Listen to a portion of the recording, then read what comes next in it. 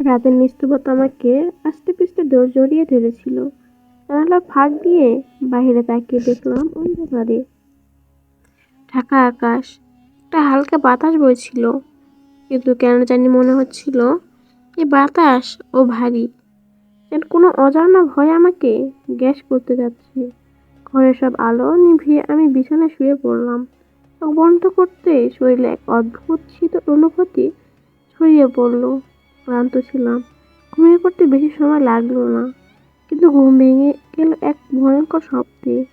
মনে হলো কেউ যেন আমাকে কানে কানে ফিসফিস করে বলছে, আজ তোমার শেষ দিন। আমি হঠাৎ উঠে বসলাম, বুক ধড়ফড় করছে, গলাটা শুকিয়ে গেল। চারপাশে তাকিয়ে বুঝতে পারলাম আমি এখনো আমার ঘরেই আছি, কিন্তু কিছুতেই আতঙ্ক কাটছিল না। ঠিক তখন ঘড়ির দিকে চোখ পড়লো, রাত 3:30। আবার শুয়ে পড়লাম, কিন্তু ঘুম আসছিল না। ভাবতে লাগলাম, এটা কি শুধু একটা স্বপ্ন ছিল, নাকি এর পিছনে অন্য কোনো মানে আছে। কিছুক্ষণ পর আবার ঘুমিয়ে পড়লাম, কিন্তু এবার যা দেখলাম তারও ভয়ানক। আমি দেখি আমি একটা অন্ধকারে জায়গায় দাঁড়িয়ে আছি। আমার চারপাশে কেবল কালো ধোঁয়া, কিছু স্পষ্ট দেখা যাচ্ছে না। আমার সামনে একটা দরজা খুলে গেল, ভিতর থেকে একটা গভীর কণ্ঠ ভেসে এলো, তোমার সময় শেষ। আমি দৌড়াতে লাগলাম, কিন্তু পায়ের নিচে যেন জমিন নেই।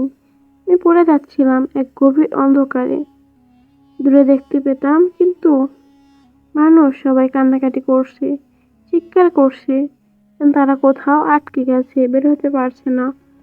হঠাৎ আমার সামনে এক পুরুষের ফুটে উঠল। তার চেহারা স্পষ্ট ছিল না, কিন্তু গলার স্বর স্পষ্ট শুনতে পেতাম, তুমি কি জানো তোমার জীবনে কতটা অল্প বয়সের? আমি কিছু বলতে পারলাম না, কণ্ঠ থেমে গেল। আর আমি অনুভব করলাম আমার শ্বাস বন্ধ হয়ে আসছে, যেন কেউ আমার গলা চেপে ধরেছে।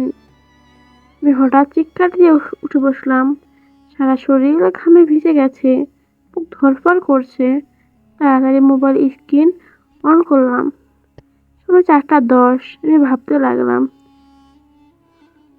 এটা কি একটা দুঃস্বপ্ন, নাকি সত্যি আমার জীবনে কোনো সতর্কবার্তা। এক মুহূর্তের জন্য মনে হলো যদি সত্যি আজ আমার মৃত্যু হয়, আমি কি প্রস্তুত? না, একদমই না। আমি তখন বিছানা থেকে নামলাম। আমার হাত পা কাঁপছিল, কিন্তু আমি বুঝতে পারছিলাম না আজ রাতটা শুধু একটা দুঃস্বপ্ন নয়, বরং একটা জাগরণ। আমি উজু করলাম, নামাজে দাঁড়ালাম। অনেকদিন পর এত মনোযোগ দিয়ে নামাজ পড়লাম। মনে হচ্ছিল আল্লাহ যেন আমাকে ডাকছিলেন, কিন্তু আমি এতদিন শোনার চেষ্টা করিনি। সে রাতে আমি অনেক কিছু ভাবলাম। আমার জীবন কাটছিলেন, কতবার ভালো কাজ করার সুযোগ পেয়েছি, কিন্তু হাতছাড়া করেছি। কতবার নামাজের সময় হয়েছে, কিন্তু অলসতা করেছি, ছেড়ে দিয়েছি। কতবার ভুল করেছি, কিন্তু তাও ক্ষমা চাইতে যাইনি। এই প্রশ্নগুলোর উত্তর আমার কাছে ছিল না।